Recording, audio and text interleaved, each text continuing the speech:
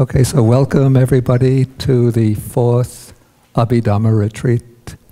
And so let us begin in the traditional way by paying homage to the Buddha. So we salute the Buddha 3 times. Namo tassa bhagavato arahato sambuddhassa. Namo tassa bhagavato arahato sambuddhassa. O tassa bhagavato arahato sambuddhassa.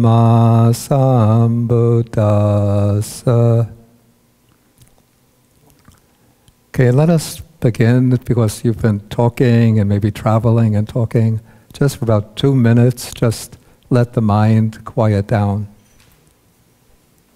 So just bring your attention to your body. Feel the presence of your body, and then turn your attention to your breathing, and just to be aware of a few cycles of in and out breathing.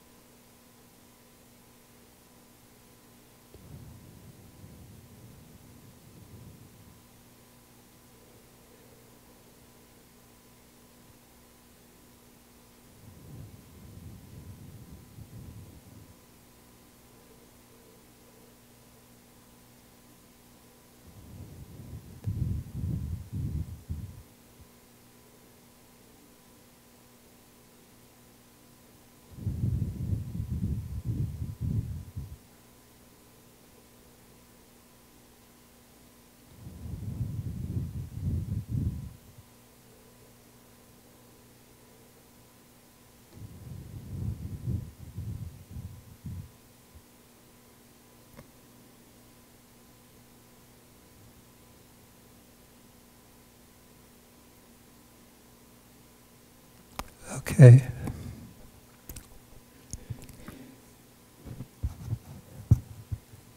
Okay, so it was back in 2013 that we started the Abhidhamma retreats based on this manual of Abhidhamma, the Abhidhammata Sangha. So in 2013 we did the first 2 chapters. 2014 we did the next 4 chapters. That was very ambitious.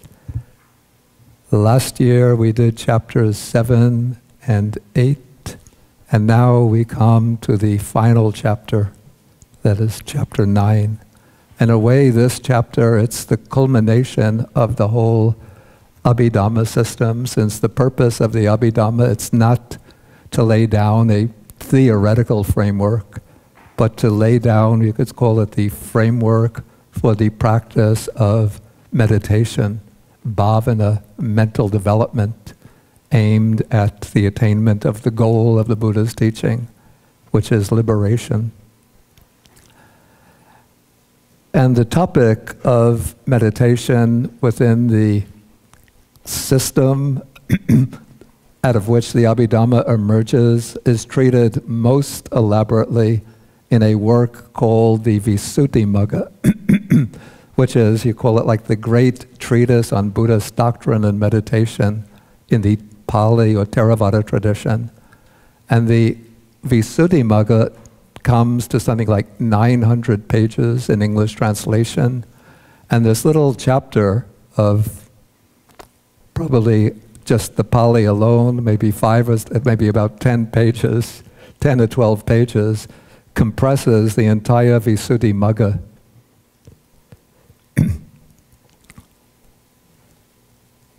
Okay, so the title of this chapter is Kammatthana Vibhaga.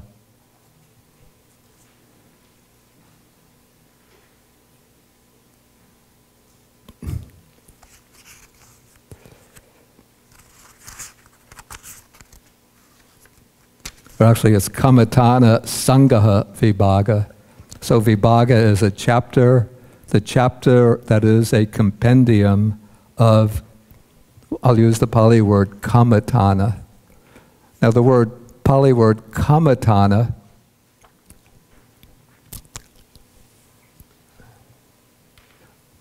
well, if you have the book, I don't have to write it on the board, but it's a compound of the word kamma, which here doesn't mean karma in the usual sense, but it goes back to the more original sense of work or action.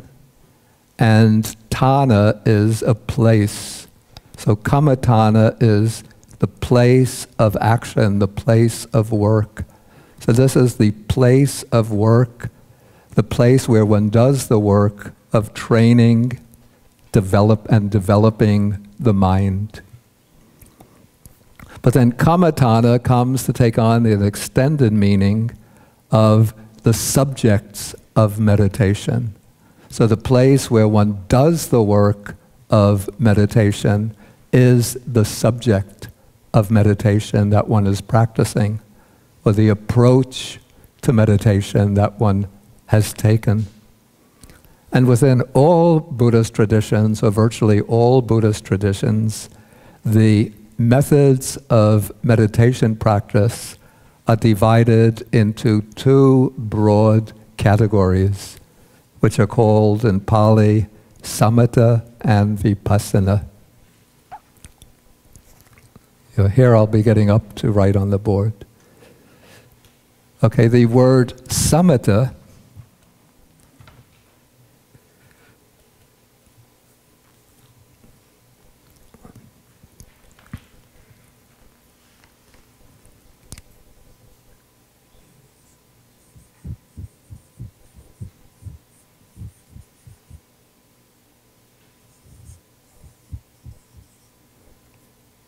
comes from the root sam in Pali. In Sanskrit it would be sham, which means to calm down, to become calm. And so samatha is the practice which is conducive to the calming down of the mind.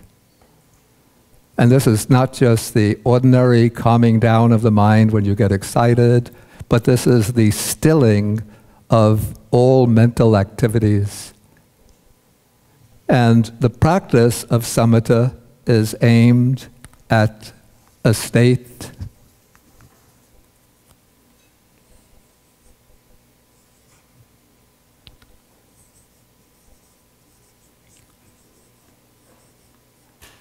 called samadhi, which is what most translators translate as concentration, though there's no real adequate term in English for the word samadhi, because samadhi, it's a concept that comes out of the Indian meditative traditions, though we might have counterparts to samadhi within the Christian, Sufi, or even the Chinese Taoist meditative systems.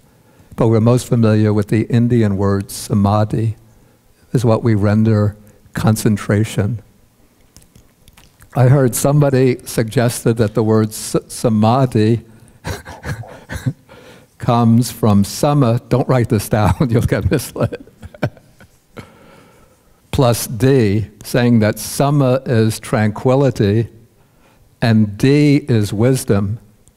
Okay, there's the word sama in Pali, which does mean tranquility, and D, there is a word D, which does mean wisdom, but samadhi is not derived from sama plus D, but rather samadhi comes from the prefix sam, not to be confused with the root of samatha. The prefix sam, which usually suggests bringing together, collecting, plus another prefix a, which also suggests coming together, plus D, which is from the verbal root da, which means to place. So samadhi, it's placing the mind together, or we could say collecting the mind, bringing the mind together. Usually the mind is scattered outwardly, moving amongst many objects. And so samadhi, it's bringing the various thoughts, impulses, activities of the mind together into this state of calm concentration. Okay, then the counterpart of samatha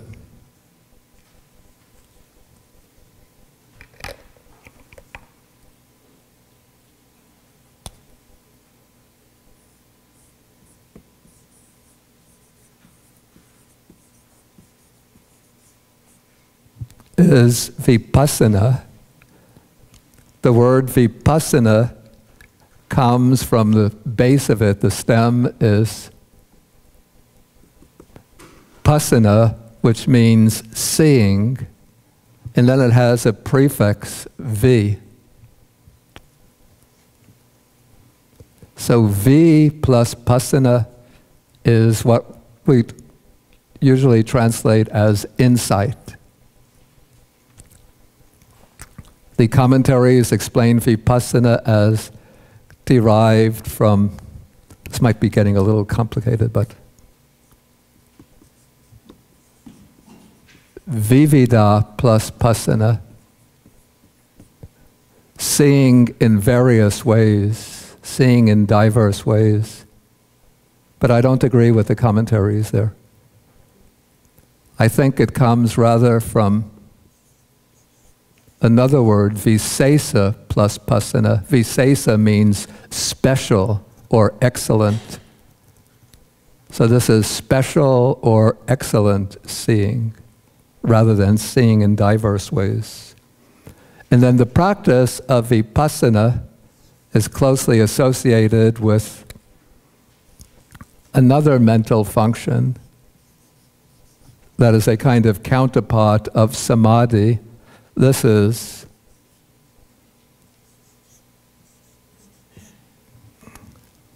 paññā, which is what we translate as wisdom. This is, maybe some of you know the Sanskrit form, prajñā, or the Chinese bore.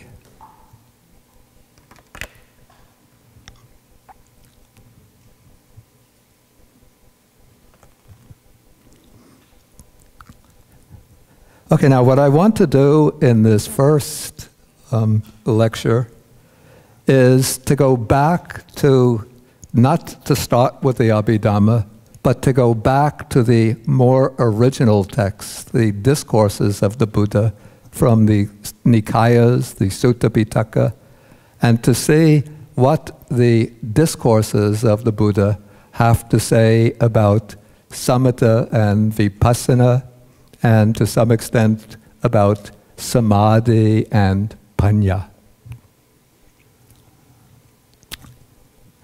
Okay, so now we can start. Can everybody see? We have the wall as one surface and a screen put up as another surface. So I hope everybody can see clearly.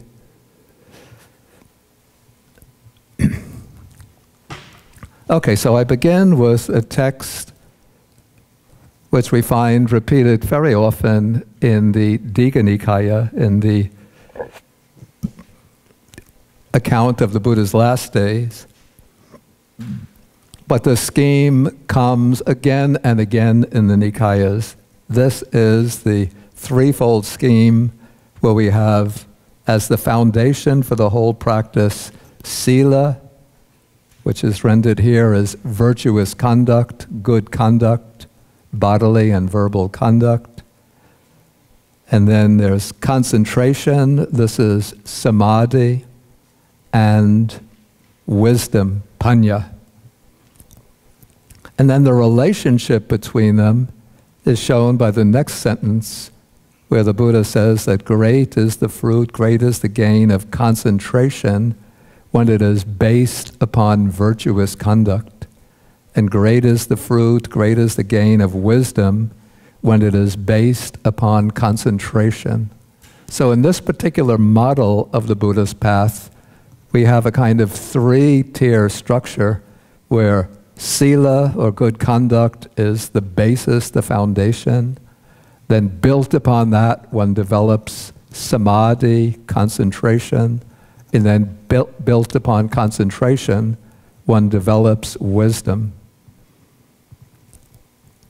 And then when the mind is fully developed in wisdom, then it is utterly freed from the asavas, that is the defilements or taints of sensual desire, craving for existence, and ignorance.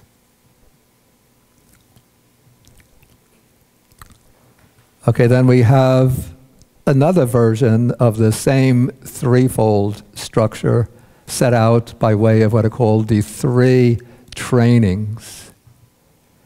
Okay, so here we have a sutta which speaks about the training in the higher virtuous behavior, the training in the higher mind, and the training in the higher wisdom.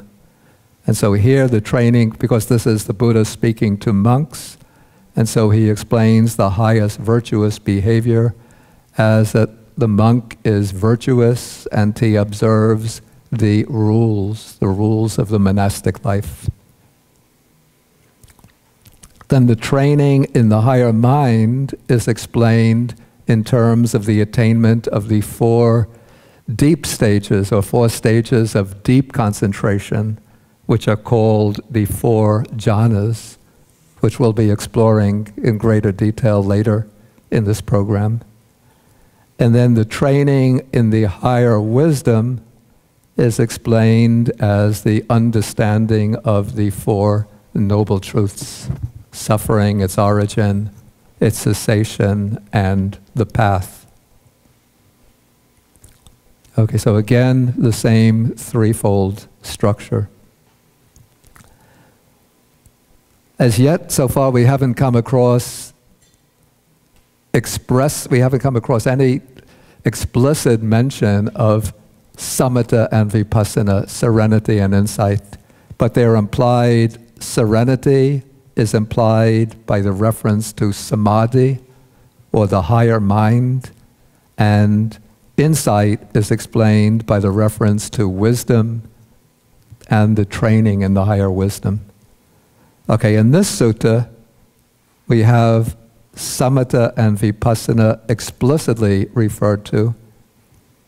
Here, the text says that there are these two things that pertain to clear knowledge.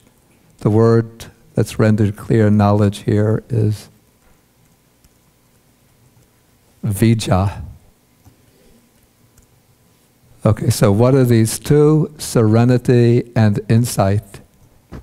And then, interestingly, the text ascribes specific benefits to each of these two. Each has its own role to play within the development of the path. So the text says that when serenity is developed, what is its benefit? That the mind is developed. And when the mind is developed, what is the benefit? That lust, probably here referring specifically to sensual lust, is abandoned. Okay, so generally, sort of at the outset of training, one of the most sort of disturbing factors in the mind is the arising of distracting thoughts, particularly thoughts of sensual lust. And so initially one takes up the training in serenity, in samatha, in order to overcome the distracting thoughts, to collect the distracting thoughts, to focus them on the object. And in doing so, one overcomes sensual lust. Now the text here says lust is abandoned, but I say that this is a sutta that has to be interpreted. That is, it has to be interpreted correctly. Because serenity or samatha on its own doesn't have the capacity to eradicate any of the defilements. On its own, serenity will bring samadhi, concentration.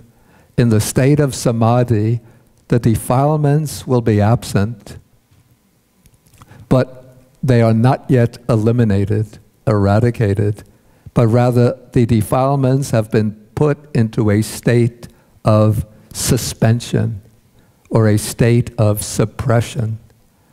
That is, because the mind is collected on the object, the defilements don't have the opportunity to arise. And so this is a worthy state, a desirable state, because the defilements are temporarily suspended. The mind becomes clear, pure, calm, peaceful, blissful. But the defilements are still sort of bubbling beneath the surface.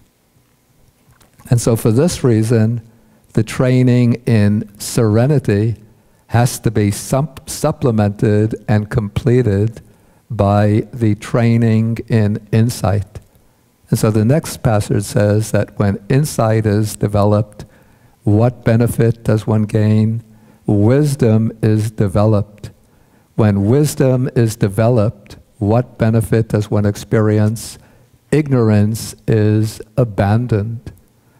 And the point here, though it's not expressly stated, that all defilements are ultimately rooted in ignorance.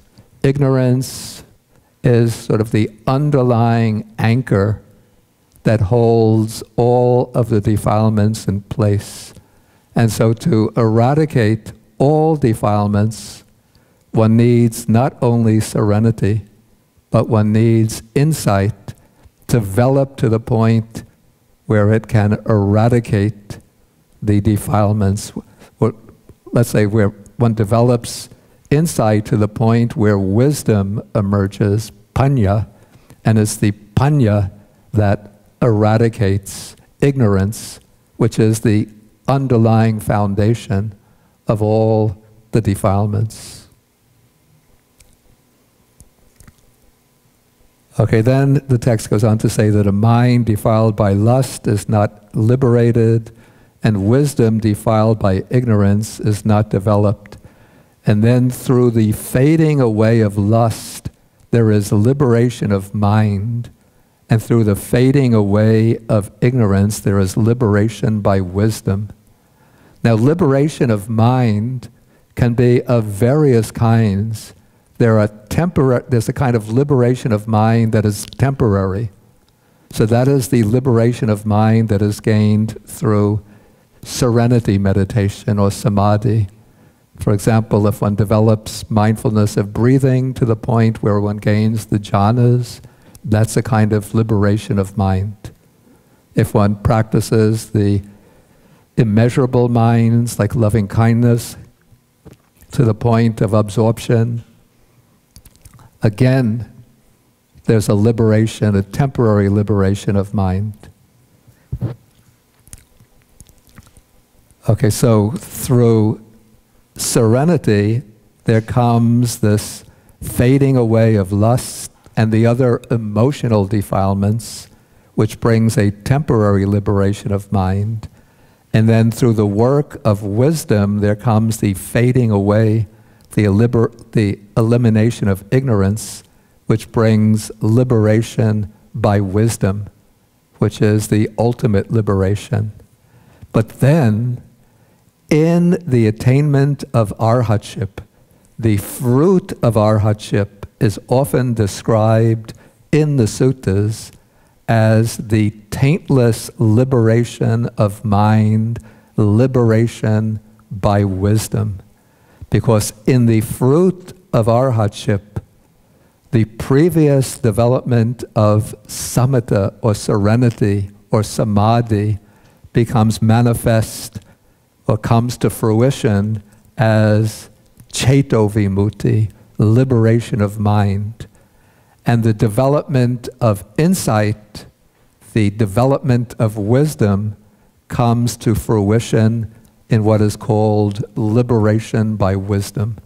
And so this combination of the two, the taintless liberation of mind, liberation by wisdom, these two jointly together constitute the ultimate fruit of the Buddha's path, which is the fruit of arhatship.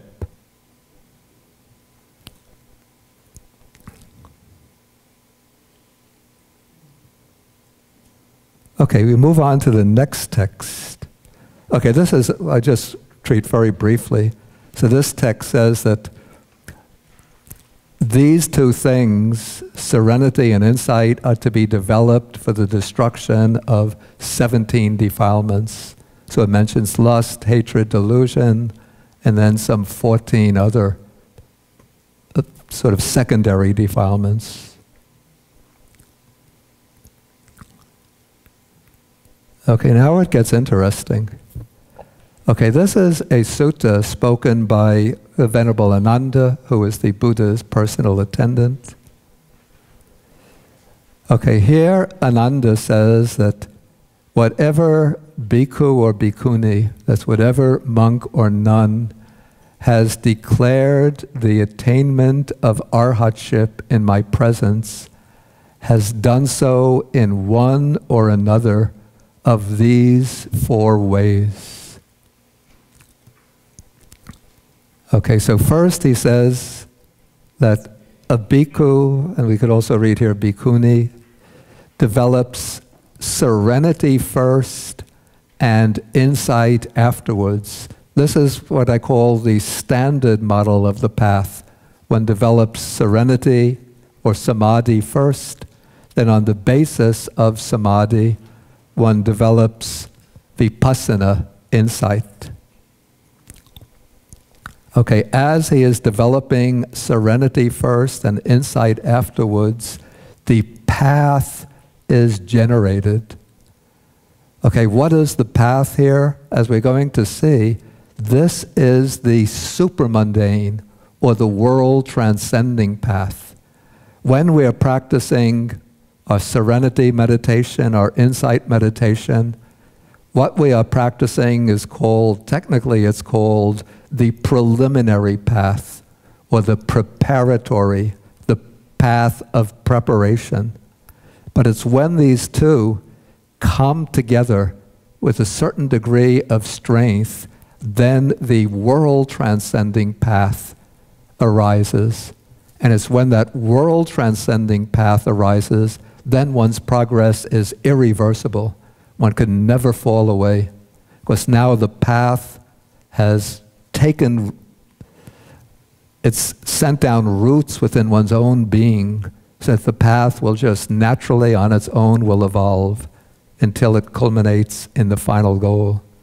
So the path arises, he pursues and develops this path, and then as he does so, the fetters are abandoned, and then the underlying tendencies, the latent defilements, are uprooted. Okay, so this follows very neatly the standard model of the practice. But here we come to a different model, or what seems to be a different model. So here Ananda says that the monk develops insight first and serenity afterwards. As he is developing insight first and serenity afterwards, the path arises, then the rest is the same. So what is meant by serenity here, and how is he developing insight? This is something of an interesting puzzle. And this is, I think it will be, the meaning will become clearer as we go through this program day after day. But this I take to be the practice of what is called one who takes insight as the vehicle of practice. And this meditator begins by contemplating mental and or material and mental phenomena without developing a strong degree of samadhi first. But one begins by noting the processes, the physical and mental processes within one's own body and mind. And as one is noting them, that is the preparation that's leading towards insight. But in the course of noting with mindfulness, attending to one's experience, the changing experience with mindfulness, the mind becomes sharper, clearer, and more focused on the ever-changing stream of experience. And when the mind remains perfectly focused on the changing stream of experience, there arises a kind of concentration which is called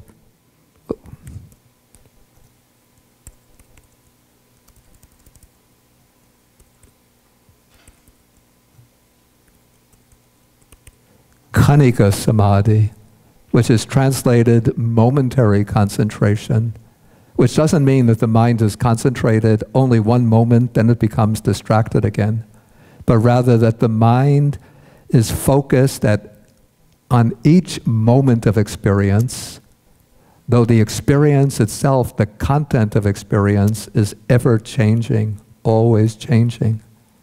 And so I take that momentary concentration to be the serenity element in the practice of the meditator who develops insight first, and then serenity comes afterwards.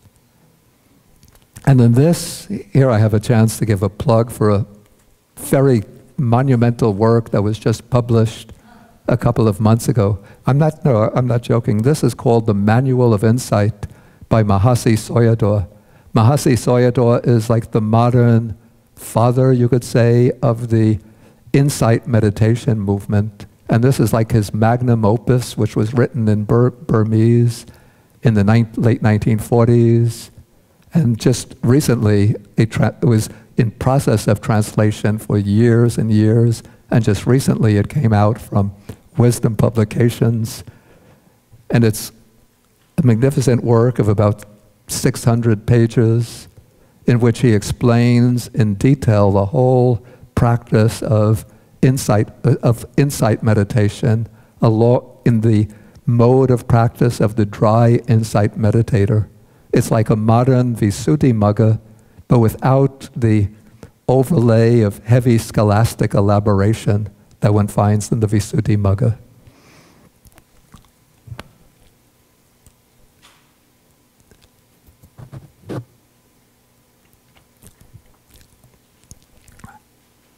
Okay, so this is the second mode of practice.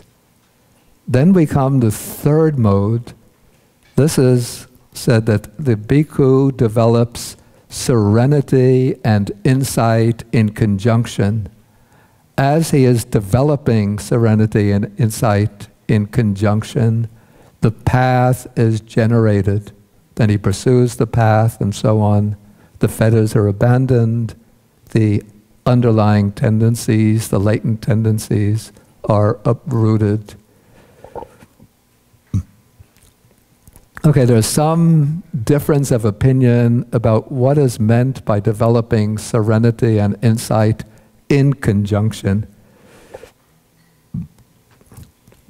The commentary says that the meditator first enters into the first jhana, then he emerges and then explores the constituents of that jhana with insight, explores them as being impermanent, dukkha, non-self. Then he enters the second jhana, emerges, explores its constituents, and so on, going through one layer of concentration to another. At each layer, at each level, he emerges and explores the conditioned phenomena until at a certain point the path is generated. So that's one interpretation.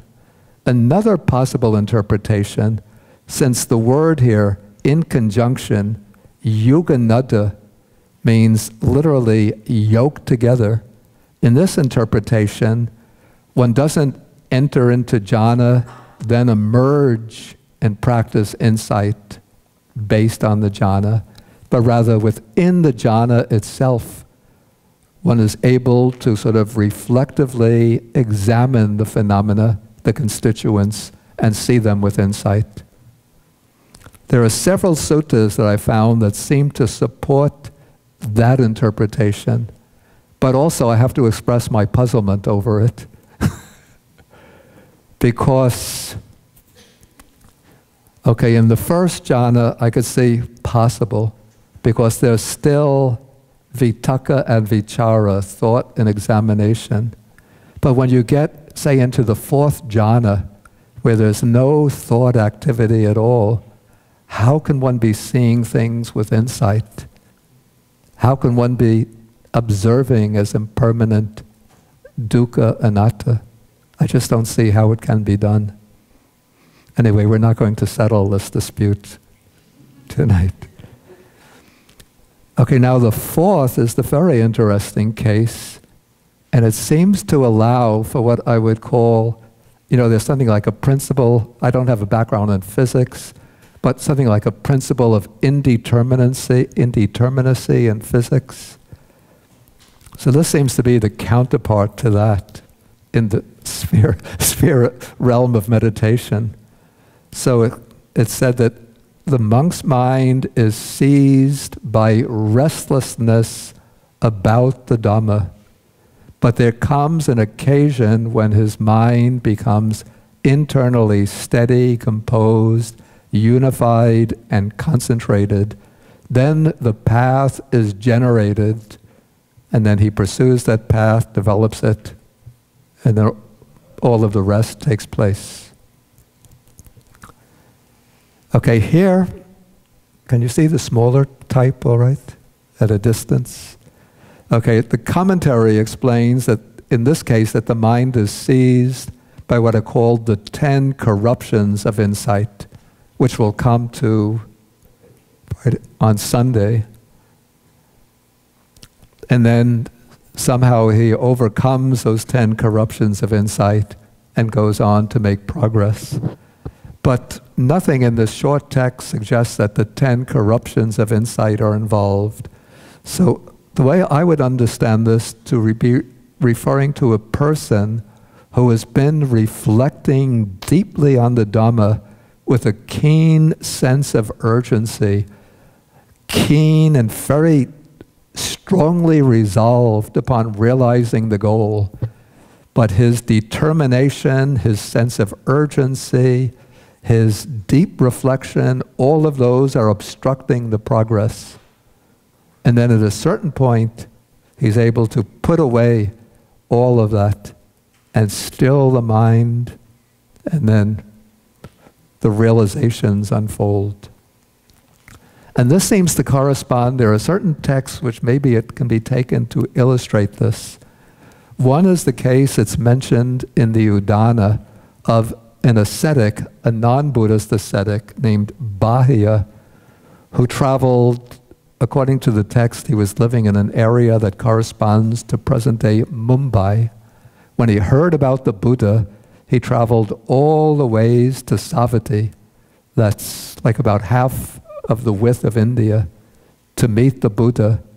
And he came to the Buddha and said, when the Buddha was on his alms round and said, teach me the Dhamma, teach me the Dhamma. And the Buddha said, I'm on my alms round now, it's not the time for teaching. But he insisted a second time, a third time, and finally he said, Bhante, I might die any hour. Teach me the Dhamma. And so the Buddha said, okay.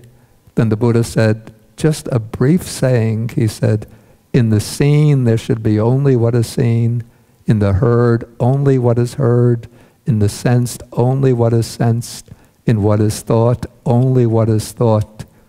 When you contemplate in that way, you will not be thereby. When you are not thereby, you will not be therein. When you are not therein, you will be neither here nor there, nor in between the two. Just that is the end of dukkha. And as soon as Bahya heard that, in just one flash, not even stream enterer, arhatship right on the spot. So that, you know, he didn't develop serenity, he didn't develop vipassanā, but just heard that brief statement, and because he was so at that driving sense of urgency, he could reach realization on the spot. How many have gained arhatship tonight?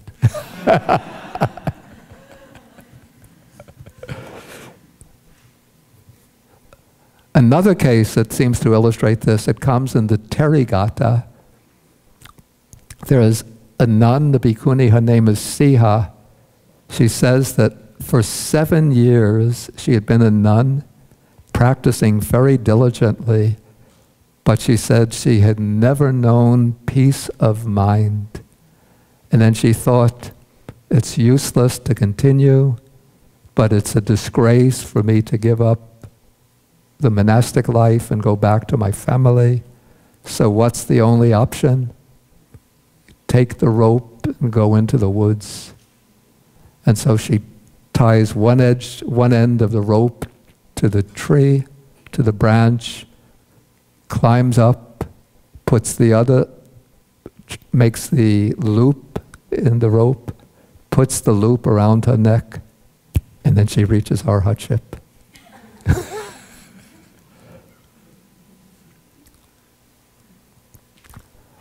Okay, so these are the 4 ways spoken about by Venerable Ananda.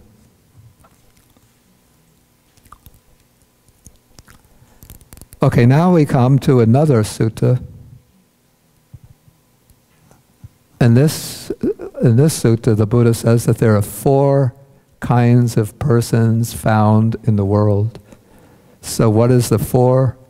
There's one person who gains internal serenity of mind, that is, ceto samatha, but not the higher wisdom of insight into phenomena.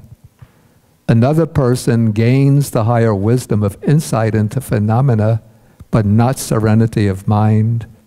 There's the person who gains neither, and the person who gains both. Now this passage, or this sutta, is particularly instructive because it gives us some description of what is involved in cultivating serenity and insight. First, it takes the one who gains internal serenity, but not yet the higher wisdom of insight. And so this person, the Buddha says, should approach one who gains the higher wisdom of insight into phenomena and inquire from him, how should conditioned phenomena be seen? How should conditioned phenomena be explored or investigated? How should conditioned phenomena be discerned by insight? So it uses 3 words, dattaba, samasittabha, and vipassittabha, which perhaps suggests, or at least I would interpret this way, as 3 stages maybe in the unfolding of insight.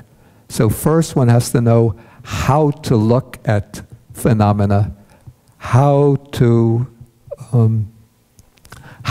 contemplate them, what are the characteristics one should be looking for. Then one investigates them, one investigates the phenomena in terms of those characteristics, and then as the investigation becomes sharper and the insight starts to emerge, then one is discerning the conditioned phenomena with actual insight. Okay, and so the teacher says phenomena should be seen in such a way, explored in such a way, discerned by insight in such a way. Okay, so now this meditator, later, since he now practices insight, so he gains both serenity and insight.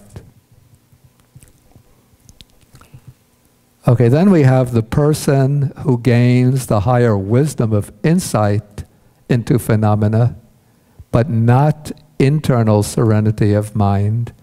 So he should approach one who is skilled in developing serenity or samadhi and ask him, how should the mind be set up?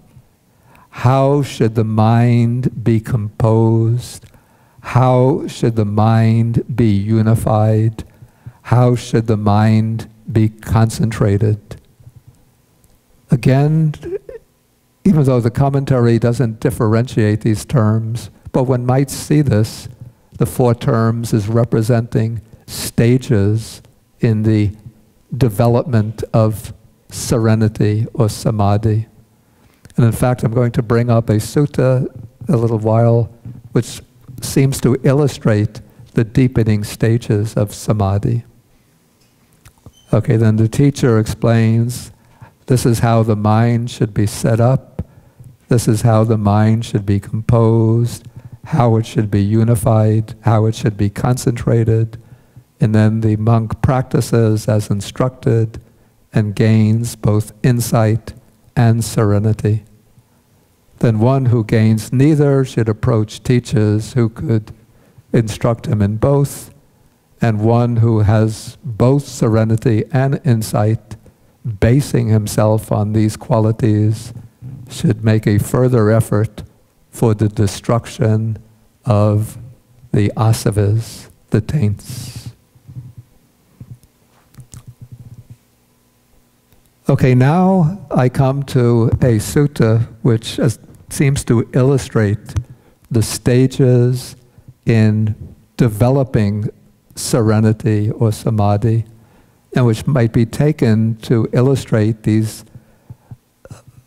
the unfolding of these terms, setting up the mind, composing it, unifying it, concentrating it. This is called the soil remover, because it speaks about the process of purifying gold. This would be maybe something we're not well acquainted with, but would have been an aspect of maybe not everyday life. Just as the stock market, the way the stock market works is not an aspect of everyday life for ordinary people here in America. But maybe for a certain class of people there would have been an aspect of everyday life back in ancient India. Okay, the soil remover, well, this would be maybe the goldsmith, pours the gold into a trough, washes it, cleans it.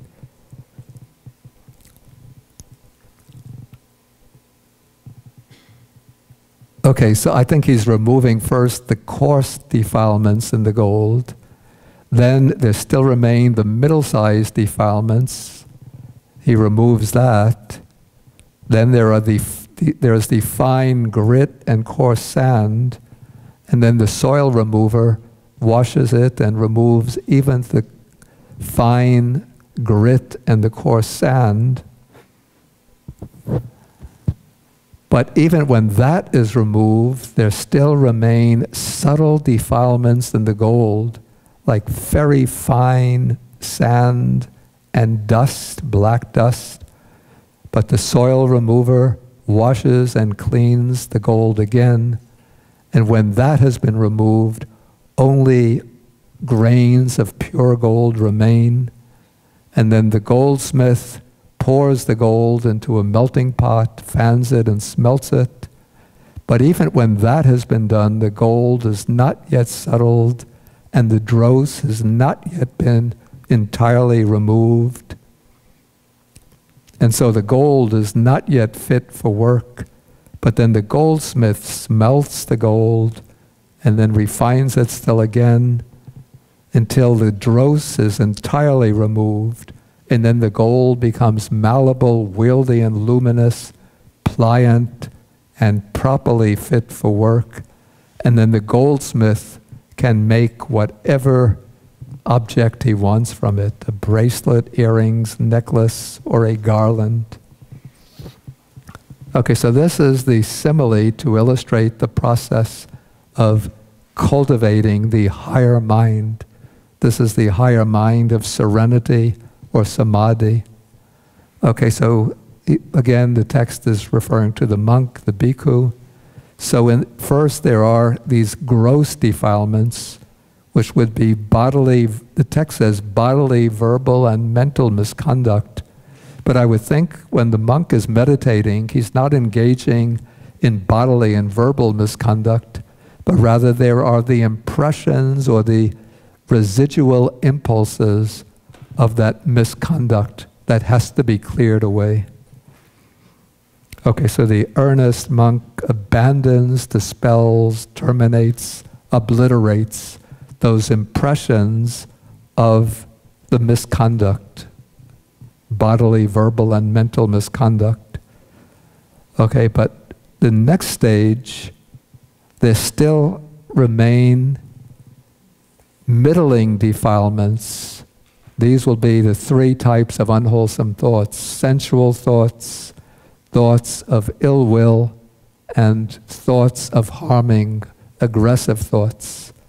So then the monk again cultivates, practices, and then eliminates and overcomes those unwholesome thoughts. But then there still remain subtle defilements.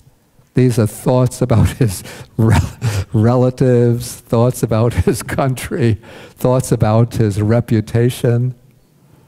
Okay, so and then those are just three examples. There are 1,000 types of subtle unwholesome thoughts. So then the earnest monk continues to practice and overcomes them.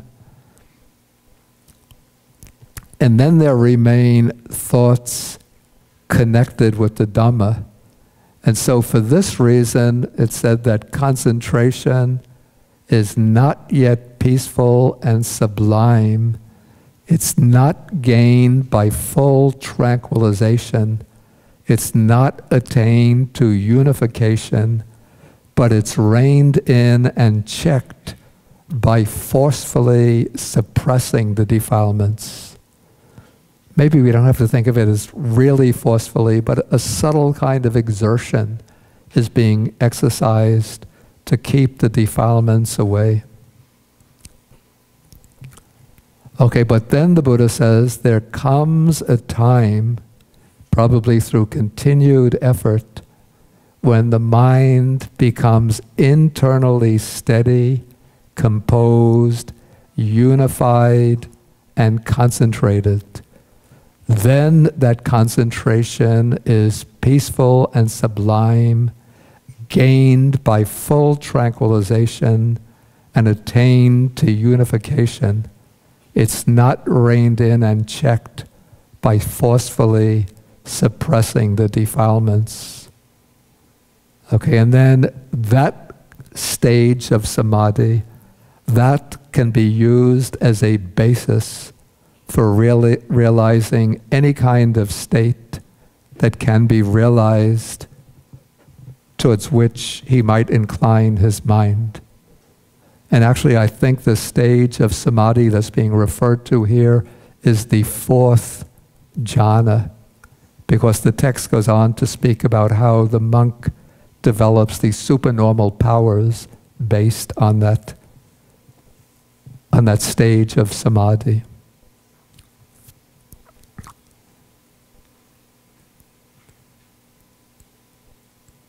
Okay, normally when the suttas speak about samadhi, they identify the samadhi with the 4 jhanas. And so the 4 jhanas are taken as, you could say, the paradigm example of samadhi, of concentration. But here we come to a sutta which again sheds a different light on the practice, which shows how the word samadhi can be given a wider meaning. So this sutta speaks about 4 developments of samadhi. So it speaks about the development of concentration that leads to dwelling happily in this very life, the development of concentration that leads to obtaining knowledge and vision, the development of concentration that leads to mindfulness and clear comprehension, and the development of concentration that leads to the destruction of the taints, the destruction of the defilements. Okay, what is the development of concentration that leads to dwelling happily or pleasantly in this very life? Then the text brings in the formula for the 4 jhanas. So here the 4 jhanas are explained as somewhat in a mundane sense. So just to dwell with pleasantly, free from care and concern in this present life, without seeking to go further, one develops the 4 jhanas, because they're peaceful, blissful, exalted states of mind, and so one can enjoy them free from all worry and concern.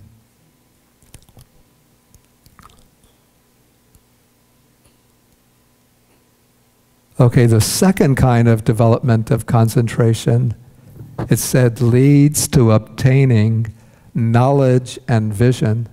Now, in many places, knowledge and vision means the higher realization, like the wisdom that culminates in liberation.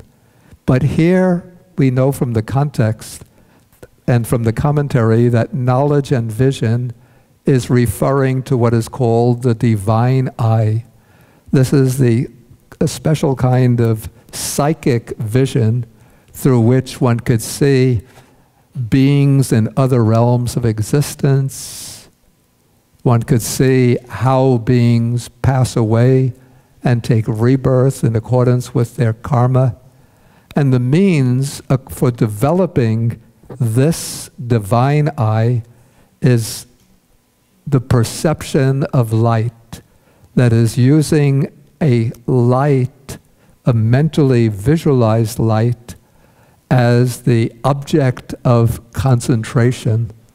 And then by mentally focusing upon that visualized light, in time there arises a meditative light, and one makes that light, well, first one deepens the samadhi based on that light till one goes into the 4 jhanas, and then one uses that light, extending it outwards until by means of that light one could see beings or things that are going on at a great distance, and one could see the heavenly realms, the hell realms, the realm of the hungry ghosts or afflicted spirits, the animal realm. No, we could see the animal realm with our human eyes, right?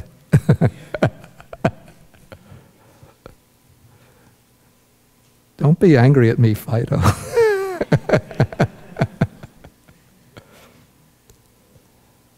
Okay, then there is something called the development of concentration that leads to mindfulness and clear comprehension.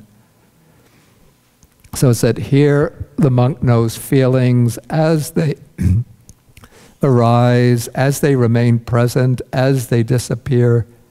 The same with perceptions, the same with the same with thoughts. Each, he knows, as they arise, as they remain present, as they disappear.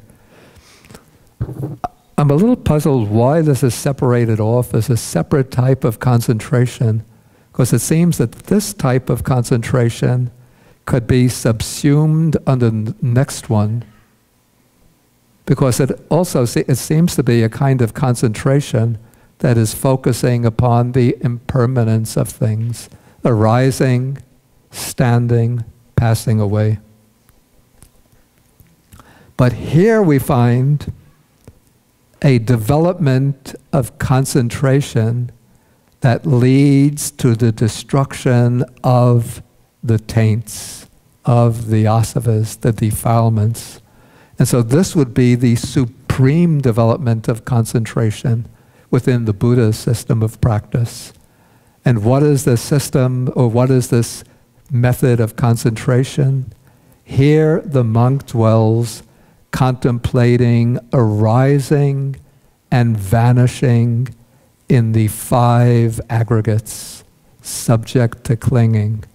So one sees such is material form, such its origin, such its passing away, such is feeling, such is perception, such are the volitional formations or the volitional activities, such is consciousness, such its origin, such its passing away.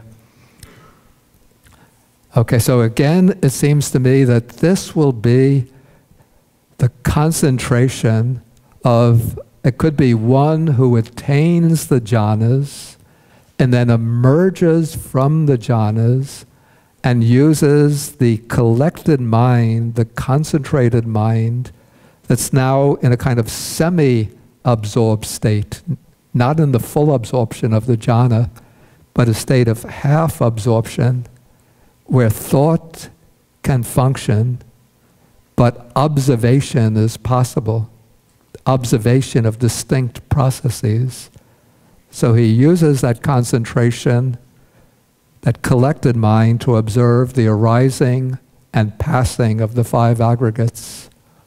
Or, in the case of one who makes insight the vehicle, this will be one who develops a sufficient degree of what is called the momentary concentration by noting the changing bodily and mental processes. Once that concentration becomes strong and sharp enough, one then tunes in to the 5 aggregates and notes their arising and passing away.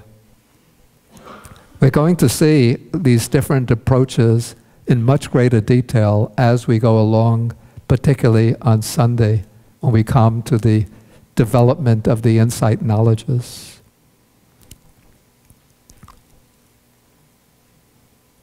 Okay, here I've brought together a number of short suttas which show what it is when one is developing insight, what it is that one is aiming to look at, what is one aiming to see with insight, what is the meaning of insight.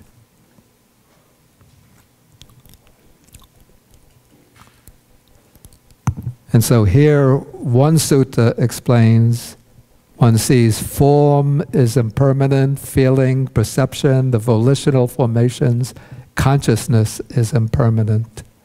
So then seeing with insight, one becomes disenchanted with the 5 aggregates. Through disenchantment there comes dispassion. Through dispassion the mind is liberated.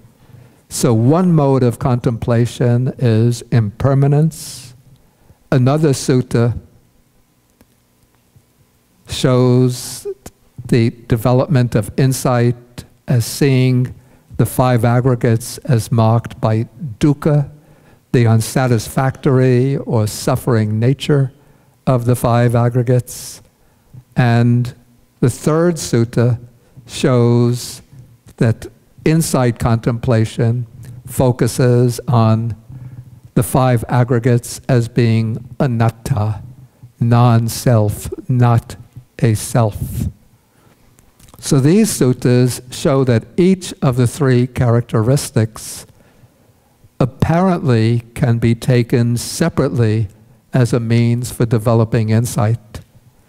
But really, in actual practice, at least for most people, the way to proceed is through the three characteristics as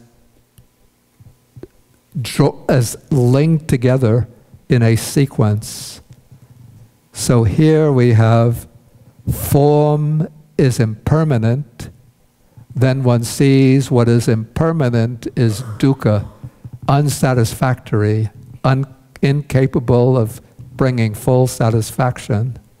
Then what is dukkha is not worthy of being taken as the self, so it's non-self. And then what is non-self should be seen as it really is, with correct wisdom. This is not mine, this I am not, this is not myself. So that is actually the culmination of insight, the insight that the five aggregates are not mine, not I, not myself.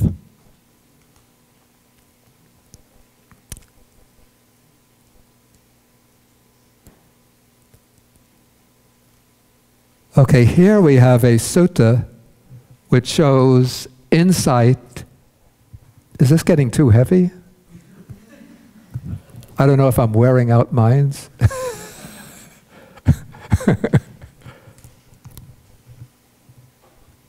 You know, so, like even the Shakespearean tragedies have the what they call the comic relief. So maybe I should put on this, like the red nose and a funny hat halfway through the lecture. Okay, so this is insight based on the jhanas, and this is a practice which you'll see is directed towards the direct attainment of arhatship. So here the Buddha says, I say that the destruction of the taints, destruction of the defilements occurs in dependence on the first jhana, second, third, fourth jhana, then the base of infinite space, and so on. These are the formless or immaterial attainments. So we just take as an example how it occurs based on the first jhana. Okay, so here the monk enters into and dwells in the first jhana. Then he contemplates anything there that comes under the headings of material form, feeling, perception, the volitional activities, and consciousness, the five aggregates. He contemplates from 11 angles as impermanent, dukkha, suffering, then an illness, a boil, a dart, as misery, affliction, alien, as disintegrating, as empty and non-self. So this is sharpening the insight in various ways, sharpening and deepening it. Then when the insight becomes fully mature and reaches its peak, he turns the mind away from those phenomena and directs it to the deathless element, the amata dhatu. That is, directing it thus, this is peaceful, this is sublime, that is the stilling of all activities, the relinquishing of all acquisitions, the destruction of craving, dispassion, cessation, nibbana. Then if he can hold firmly to that, then he attains the destruction of the asavas. But if he does not attain the destruction of the asavas, because there's a subtle attachment to that state, a subtle delight in that state. Then he still destroys the 5 lower fetters and becomes a non-returner, one who will take rebirth in one of the higher realms of existence and then attain final liberation there without ever returning to this world. Okay, so this is a sutta, and there are several like this, which show the attainment of arahatship through insight based on the jhanas, one or another of the jhanas. And here I've taken a group of suttas which show what seems to be, to me, to be a way to arahatship based or following the path of the dry insight meditator, the meditator who works simply through insight without developing the jhanas, but by contemplating with insight. When that insight contemplation becomes strong, then there comes a kind of samadhi or concentration that supports the insight, and that samadhi is sufficient to reach the ultimate goal, to destroy all the defilements. So here the text says, some person dwells contemplating impermanence in the eye, and it goes the ear, nose, tongue, body, and mind, perceiving impermanence, experiencing impermanence, constantly, continuously, uninterruptedly focusing on it with the mind, fathoming it with wisdom. Then with the destruction of the taints, he realizes with direct knowledge in this very life the taintless liberation of mind, liberation by wisdom. Okay, then another person bases his contemplation on the mark of dukkha.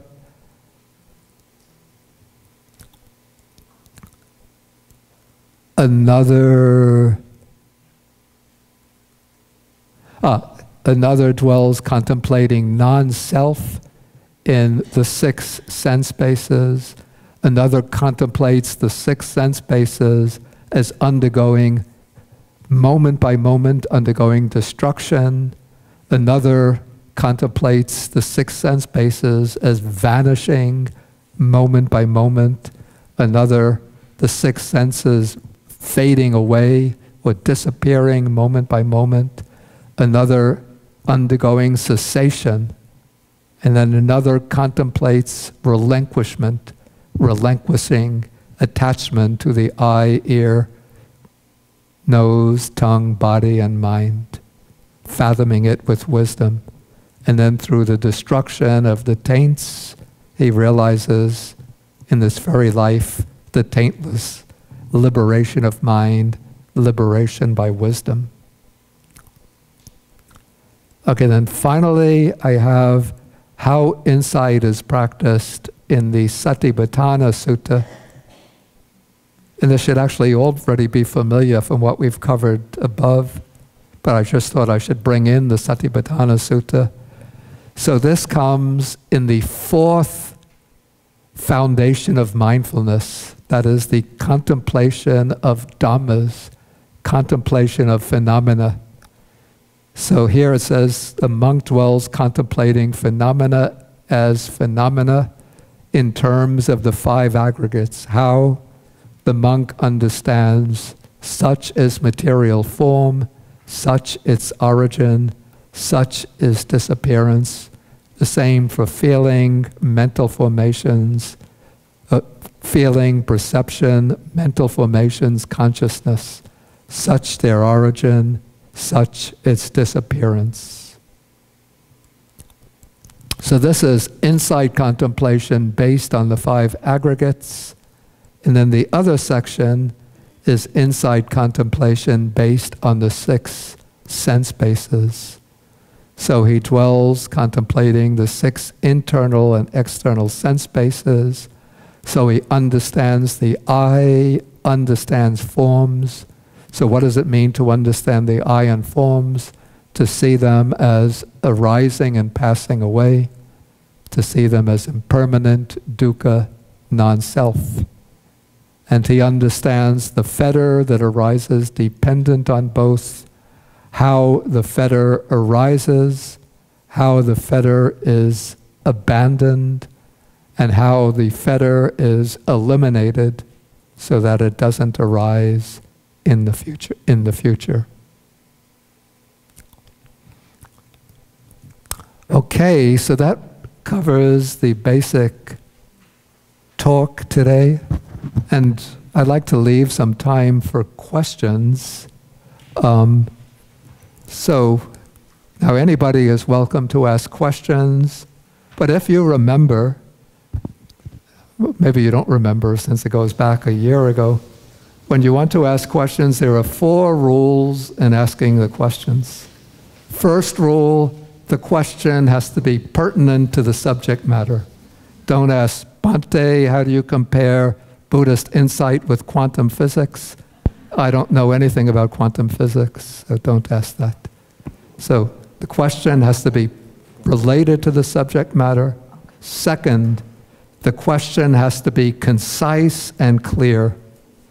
If you want to give lecture, I'm willing to let you give the lecture tomorrow. I'll sit in the audience.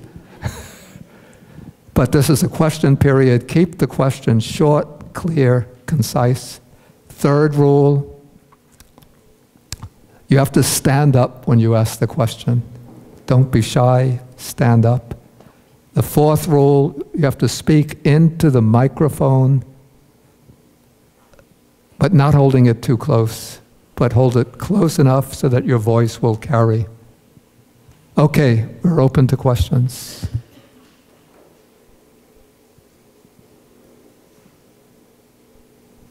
Okay, we begin. Melinda. He's in the, yeah.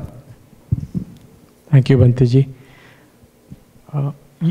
We said that liberation of mind and liberation by wisdom. Yeah.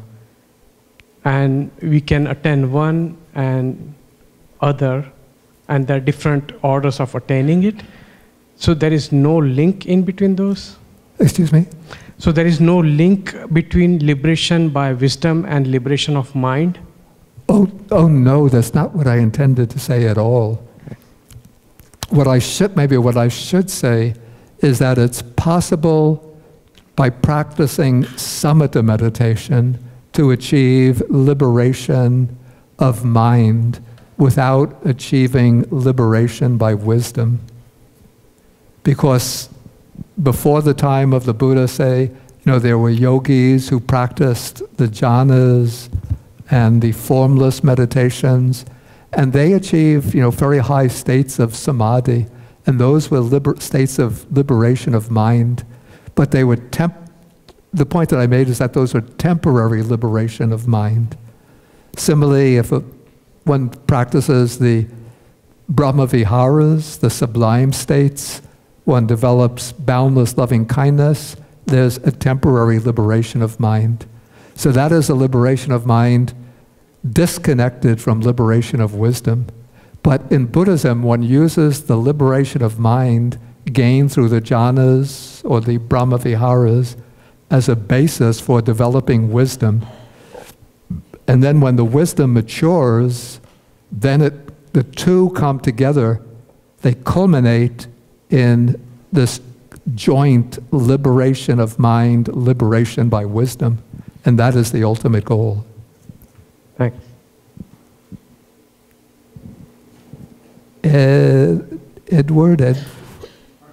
Edmund. Ed, okay. Thank you, Bhante. When we think in terms of, let's say, the threefold training, you presented it with your first sutta citation in a classical order, which is ethics, concentration, and wisdom.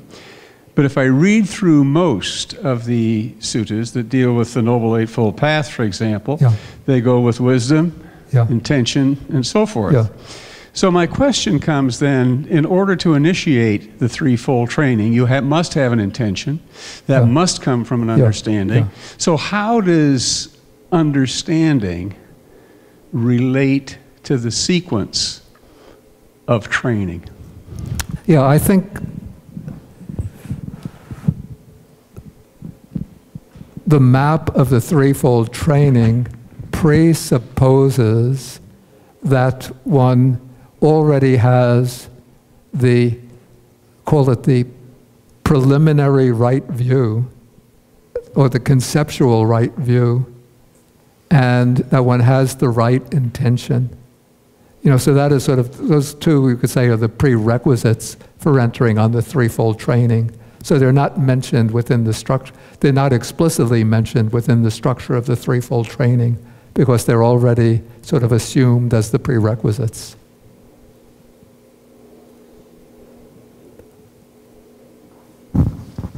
Okay, please. Thank you, Puki. I have a question. I'm not sure whether it's 100% related, but I'll ask. If it's not, you can tell me. That's fine. My question is, when you mentioned the example, the fourth method, kind of without similarity or without, I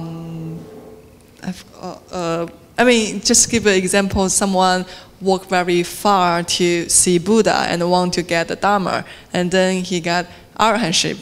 That example, it reminds me of like Zen or Chan.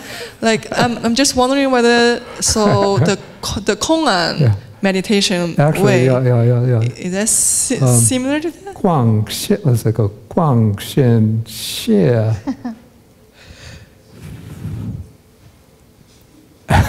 Boy, help me with that. Guang Shen Xie.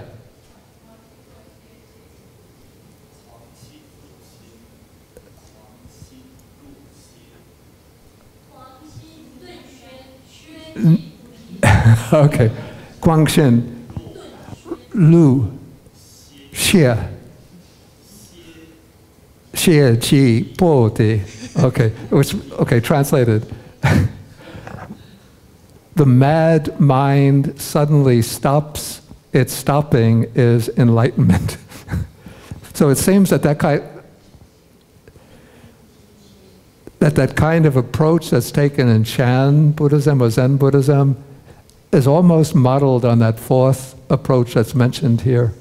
Sort of one uses the koan or the watto to get the mind concentrated on a problem that one can solve intellectually, and yet one is trying to solve it with a sense of urgency.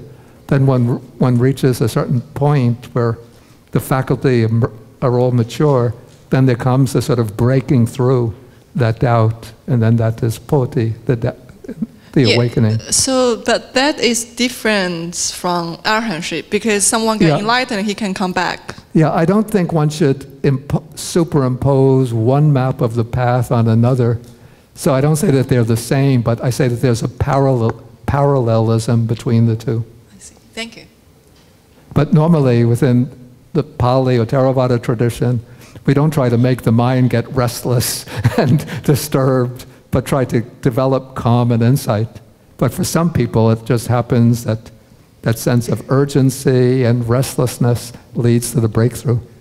Okay, we'll take two more questions, then we have to end with the ending meditation. First, we have one person here, then the Venerable Kume.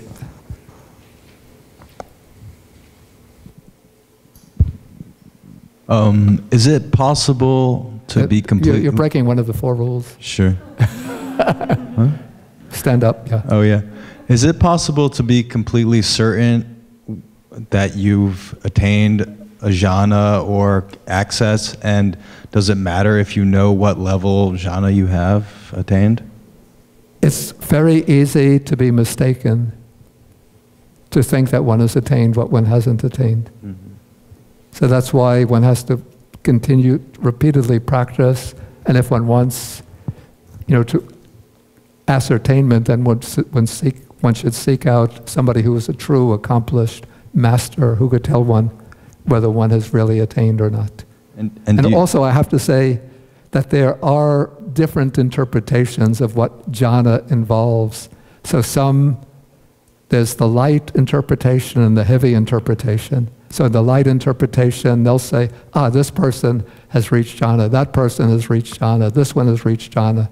But if they go to a master who follows the heavy interpretation and report it, he'll say, no, get back there and continue working.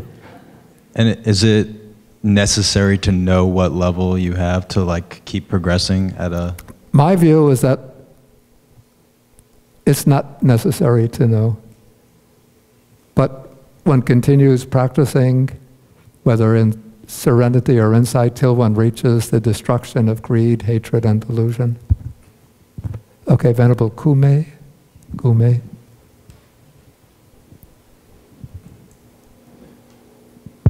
Thank you, Bhante. My question is also, towards, those kind of urgent situation. There's not very clear. It's because of this urgent situation, then the serenity of the mind and the insightful things will come together. So it is not strange, someone just take forth the assumption, say maybe the 10 corruption of the insight. Yeah. Because it is totally chaotic. It is look like the purpose is very clear because he focused his mind all towards the Dharma, and then the procedure is very random, chaotic. It's like a Monte Carlo Markov process in physics. So therefore, it's possible, and it's possible there's a corruption of the insight. Yeah. Okay. I would say, that is the position of the commentary. So I'm saying it's possible, but I'm just I offered my explanation as another way to see this fourth type of person. Okay, we're going to stop the questions now, because now we're going to go to the closing. We have a closing meditation, which will be the meditation on loving kindness.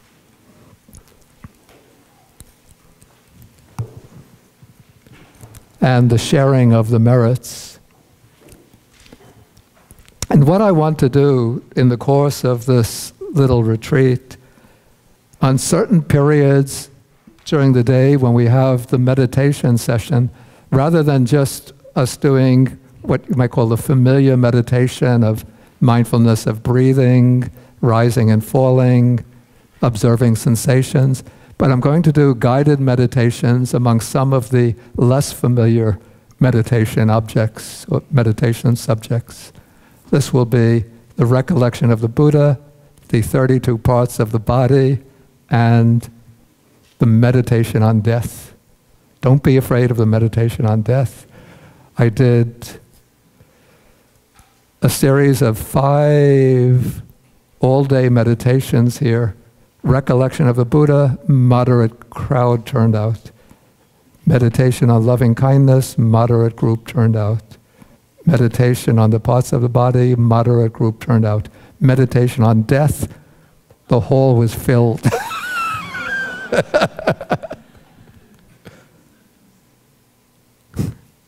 Because it's the one sure fact we all have to face. Might as well learn to deal with it now.